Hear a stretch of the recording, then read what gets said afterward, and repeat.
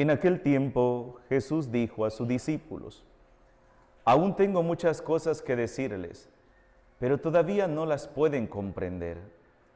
Pero cuando venga el Espíritu de verdad, Él os irá guiando hasta la verdad plena, porque no hablará por su cuenta, sino que dirá lo que haya oído y les anunciará las cosas que van a suceder.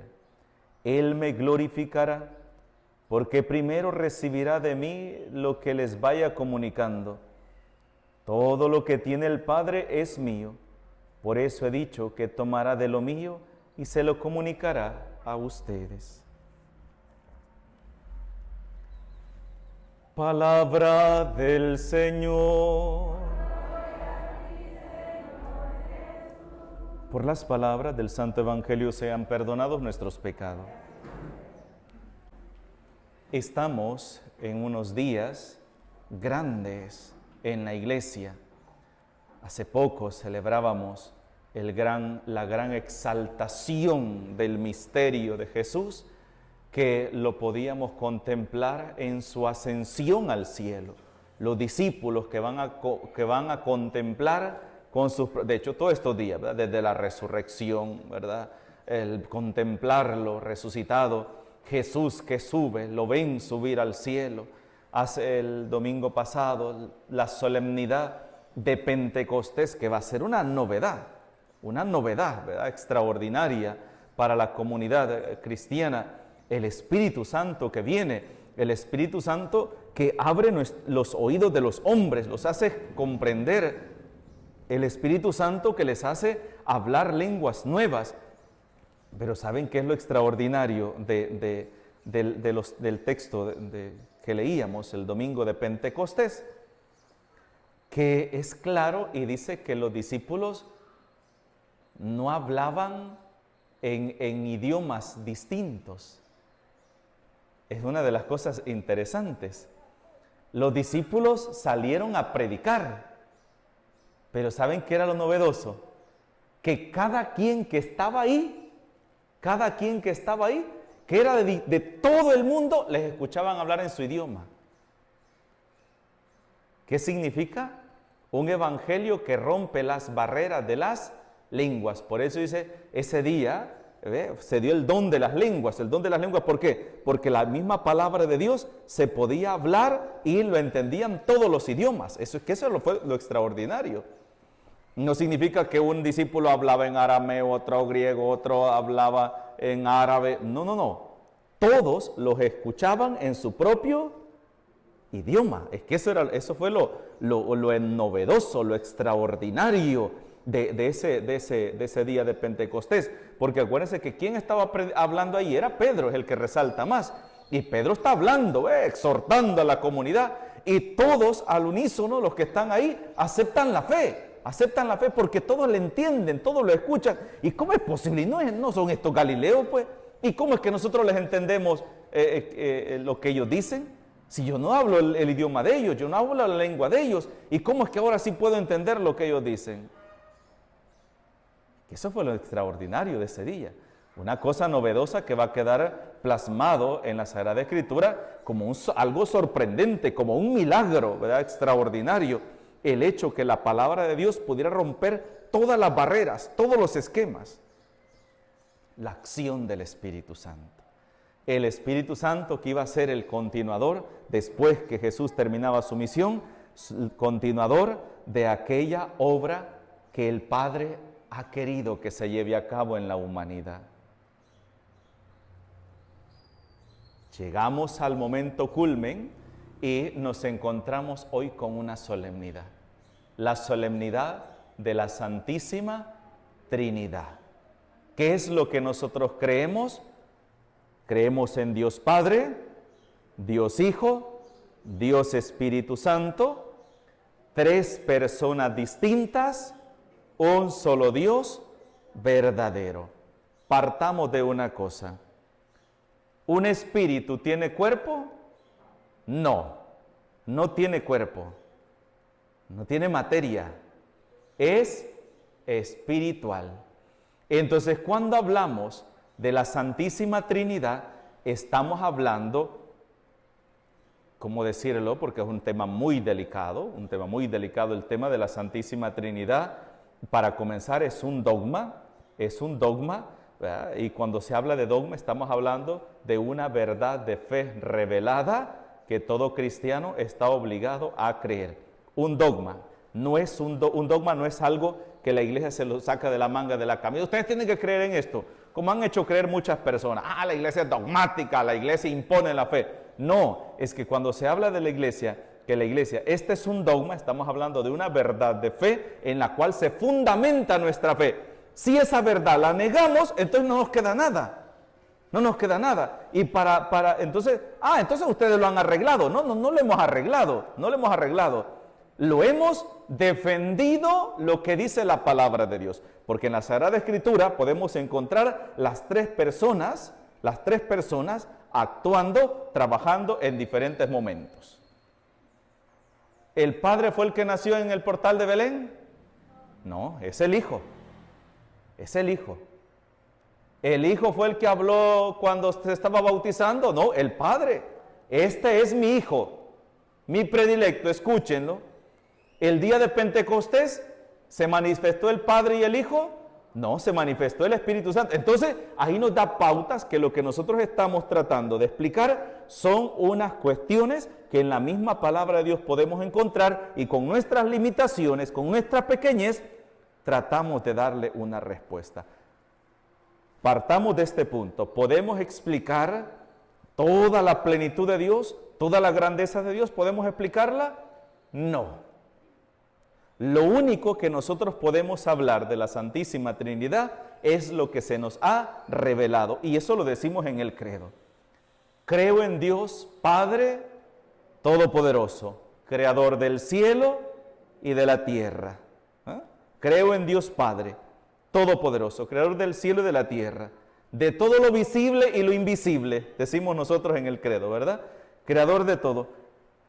Creemos en el Hijo único de Dios, nacido del Padre antes de todos los siglos, ¿ve? Dios de Dios, luz de luz, Dios verdadero de Dios verdadero. Engendrado, no creado. Creado significa que comenzó a existir aquí y de aquí para allá. Eso es creado. Engendrado significa que ya existía desde el momento que empieza a existir el Padre, empieza a existir el Hijo, porque no es posible hablar de un Padre si no hay Hijo. Entonces son coexistentes, se le llaman, coexistentes que existen juntos.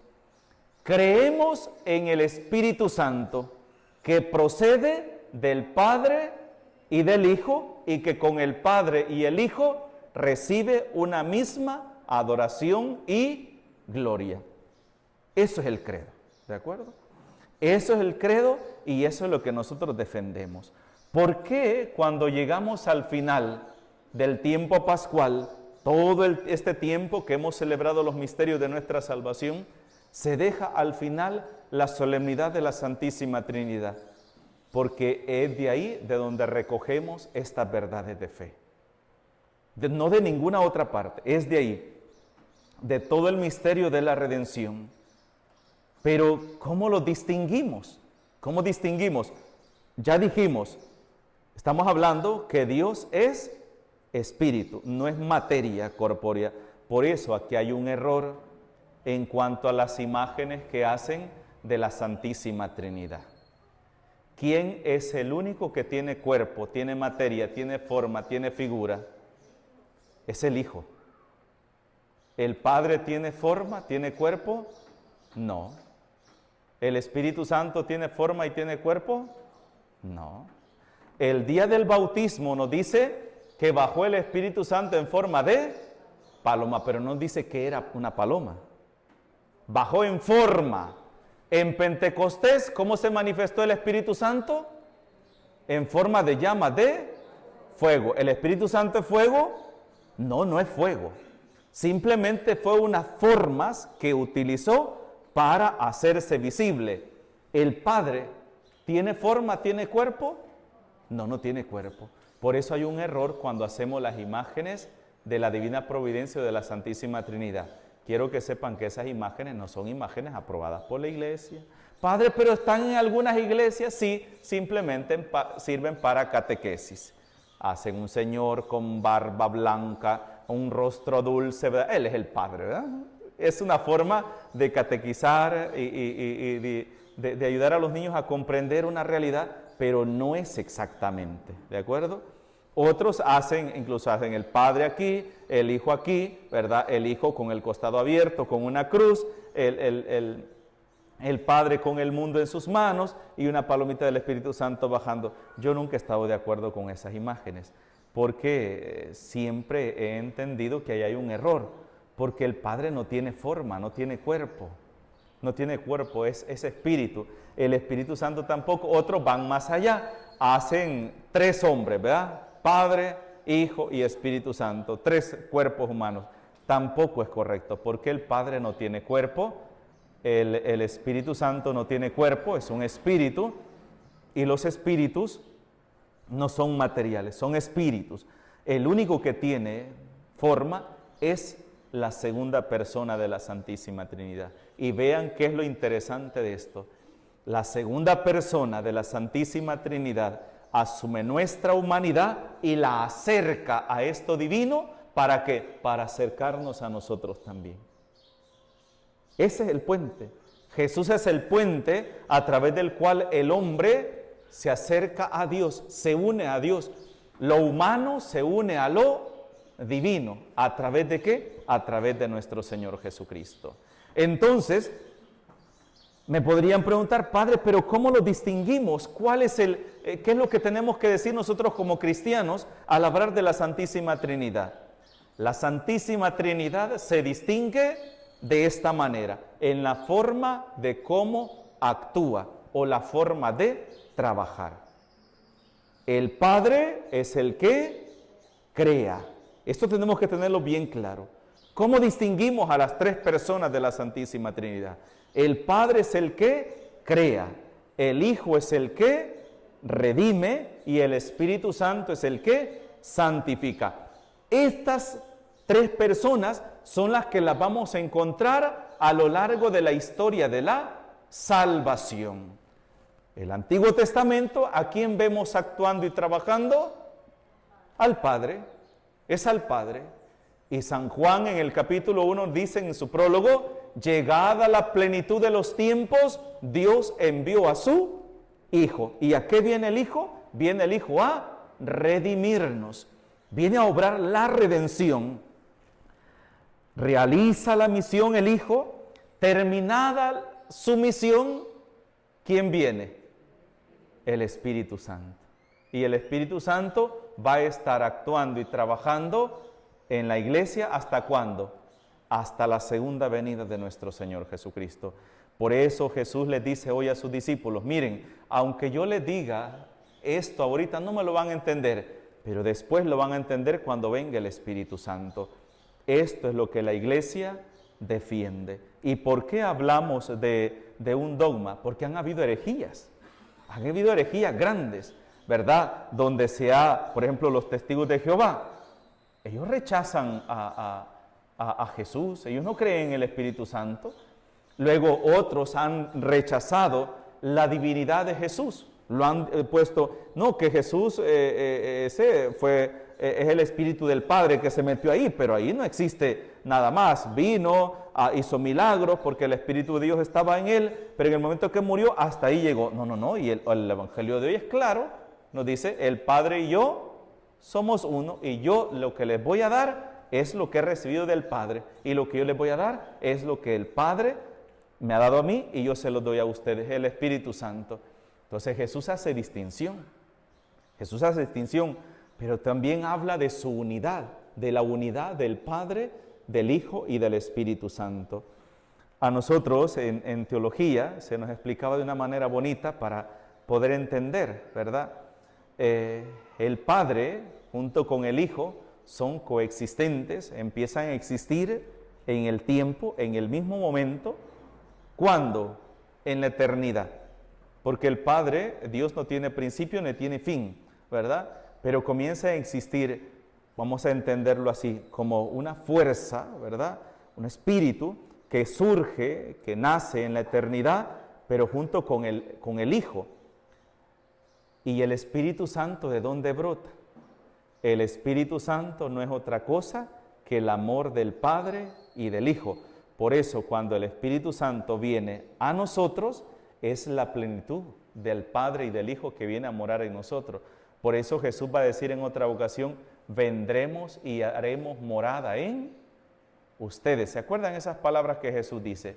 Entonces, yo antes, ¿verdad? En mi ignorancia decía, ¿solo Jesús tiene en la boca a la gente? ¿Y dónde está el Padre? ¿Y por qué no le piden al Padre? ¿Y por qué no le piden al Espíritu Santo? Pobrecito, ¿verdad? Nadie lo toma en cuenta, solo el Jesús, que el Padre. Es que el Padre, el Hijo y el Espíritu Santo reciben una misma gloria y una misma adoración. En una persona, una mente como la mía, que sentimos celos, envidias y todo eso, cabía aquella idea, pobrecito el Padre se debe poner triste, ¿verdad? Celoso. No, si el Padre en su felicidad más grande, ¿cuál está? Que amen a su Hijo, porque si aman a su Hijo, lo están amando a Él. Y si alaban al Espíritu Santo, están alabando el amor del Padre, entonces están adorando a Dios. No significa que haya distinción en cuanto a la adoración. Por eso en la iglesia, si se fijan, toda oración que comenzamos, la comenzamos ¿cómo? En el nombre del Padre, del Hijo y del Espíritu Santo. Toda oración, porque hablamos de Dios uno y trino, el Dios que actúa, el Dios que santifica, el Dios que redime. Esa es una verdad de fe en la iglesia. Y una vez al año, en esta solemnidad de la Santísima Trinidad, se nos invita a reflexionar en esa unidad. Pero ¿y cómo es eso que tres uno solo? Porque estamos hablando de una sola fuerza, un solo espíritu que no tiene cuerpo. Cuando nosotros hablamos de un cuerpo, sí, ¿verdad? Aquí está una mano, aquí está un pie, aquí está la oreja. Sí, pero es que en Dios no existe materia, no es cuerpo, es una fuerza sobrenatural, ¿verdad? Que tiene tres formas de actuar y son tres formas totalmente distintas. Cuando lo hemos visto actuando en la Sagrada Escritura, nos ayuda a verles a esas tres personas, pero no a entenderlas. Porque ¿cómo la vamos a entender? En el bautismo del Señor, Jesús está en el agua, la voz del Padre que está arriba y el Espíritu Santo que baja. Este día se recuerda la historia de San Agustín, ¿se acuerdan? San Agustín nos ayuda a iluminar un poquito, a bajar nuestros humos, porque a veces nosotros somos como medios encopetados, ¿verdad? No, hombre, si yo no lo entiendo, pues no lo creo. ¿Y cómo es eso? A mí de tonto me quieren entender. Porque hay gente que es así, ¿verdad? Si ellos piensan que si uno no les puede explicar las cosas y darles así, claramente, como son las cosas, pues no creo. Perdóname por lo que voy a decir, pero eso es pecar de soberbia y creer que todo lo podemos comprender cuando ni siquiera a veces el número de DUI nos podemos, ¿verdad? O ni un teléfono, ni la dirección, y cómo nos vamos a poder, si ni siquiera una cosa tan sencilla que en una suma matemática, en el examen de matemática nos sacamos 4, ni siquiera ahí podemos explotar nuestro potencial. Con mucha más razón vamos a poder comprender lo que es la grandeza de Dios, y eso fue una historia bonita. No sé si ustedes se acuerdan, y me gusta mencionarla este día para que no se olvide. Cuando San Agustín iba a la orilla de la playa en Tagaste, iba caminando y se iba quebrando la cabeza y preguntándose sobre cuestiones de Dios, ¿verdad? Pero ¿y cómo es esto? ¿Verdad? Dios, uno, trino, tres personas distintas, un solo Dios verdadero. Estamos hablando del siglo I, del año, siglo IV, ¿verdad? 340, 360, más o menos por ahí. Entonces, y San Agustín cuestionándose, y de repente se distrae porque ve a un niño que está a la orilla de la playa y está trayendo agua del mar y le echa en un hoyito y la trae ahí. Y San Agustín en proceso de conversión, ¿verdad? Quebrándose la cabeza, ¿y cómo es esto? ¿Cómo es esto? ¿Cómo es esto? Cuando llegó, iba viendo al niño en aquel afán, le dice, niño, ¿qué estás haciendo? Quiero meter toda esa agua, le dijo, aquí en este hoyito. Y San Agustín, un hombre muy intelectual, y le dijo, pobrecito este niño, ¿verdad? Lo voy a sacar de su ignorancia y le voy a decir la verdad. Mira, le dijo, en ese hoyito que está ahí de arena, jamás va a caber esa inmensidad del agua que tú ni siquiera alcanzas a ver. Es más, le dijo, cuando tú echas ese poquito de agua en este hoyito, cuando tú vas allá y vienes con el otro, esa agua ya está allá de nuevo, le dijo. No vas a poder meter eso ahí. el niño, si ustedes buscan fotos de ese cuadro, es una historia antigua y famosa de San Agustín, pueden buscar en internet y todo. Ese niño no es un niño cualquiera, tiene un resplandor. Ese niño tiene un resplandor, que significa que es el niño Jesús. Es el niño Jesús que se le aparece con su resplandor, y en algunas pinturas que ya lo ponen a color, lo ponen color rosadito, ¿verdad? El niño que está a la orilla del mar. Entonces, le dice el niño, ¿verdad que es imposible? Le dice, ¿verdad que es imposible que yo meta toda esa agua aquí en este hoyito? Sí, le dijo él, es imposible. Te estás desgastando por gusto, no lo hagas. Así de imposible es que tú, teniendo una cabeza tan chiquita y una vida tan corta, puedas llegar a comprender todo lo que es la grandeza de Dios. Jamás tú vas a comprender la grandeza de Dios, porque Dios es sempiterno. Él ha existido siempre, es omnipotente, omnipresente, sempiterno, no tiene fin, es inmenso. Y tú, tan chiquito, con una cabeza tan pequeñita. Con humildad debemos aprender a reconocer nuestras limitaciones. Ahí es donde salen muchas personas que son ateas, ¿verdad? Yo no creo en Dios, solo porque no lo pueden comprender. Es que no necesariamente porque tú comprendas a Dios, por eso significa que Dios sí exista o no exista. Eso es pecar de soberbia, ¿verdad? Porque Dios sí existe. Y una de las razones fundamentales es que tú y yo existimos, y que lo que nos cuenta la Sagrada Escritura son acontecimientos que han marcado la historia, y Dios nos ha dado más que una muestra, una razón para creer en Él. ¿Cuándo vamos a comprender todo? Cuando estemos delante de su presencia. Ahí vamos a comprender y vamos a ver a Dios tal cual es. Mientras, Dios que ha confiado a los hombres aquello que necesitamos para salvarnos. Solamente. Eso es lo que necesita Dios. Nos ha confiado a nosotros aquello que necesitamos para poder salvarnos, para poder encontrarnos con Él. Lo demás es el Espíritu Santo que se encargará de transmitirlos a nosotros. Agradezcamos pues a Dios Padre, Dios Hijo y Dios Espíritu Santo por todas sus bondades, porque nos ha mirado con misericordia, con ternura, y a la vez sigue actuando a través de la historia. En el nombre del Padre, del Hijo y del Espíritu Santo. Amén.